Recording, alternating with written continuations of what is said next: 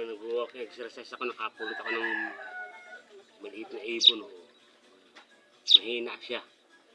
Hindi pa siya masyado nakakalipad kasi maliit pa siya.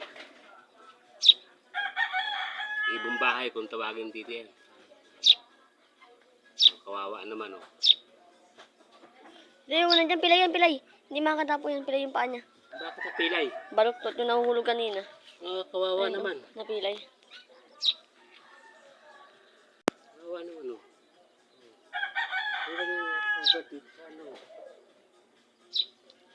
Na, makakain lang din ng pusa yan.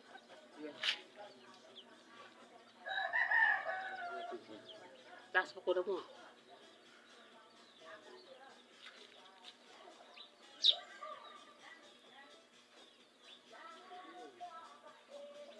Baby pa siya, di pa siya masyado makadapo eh.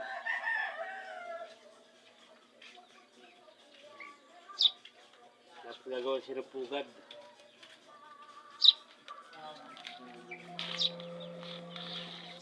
Tukan mo.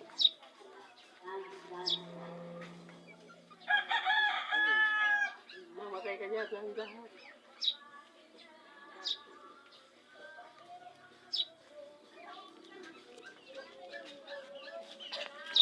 Yun na siya, oh. Wawa naman, hina yung paa. Mabuhay ka, magpalakas ka.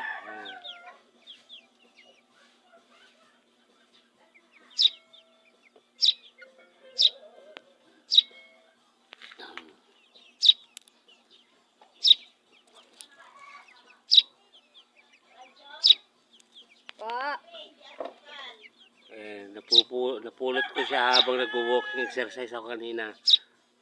Maliit pa siya. So, pinakawalan ko. Hindi pa siya masyadong makalipad eh.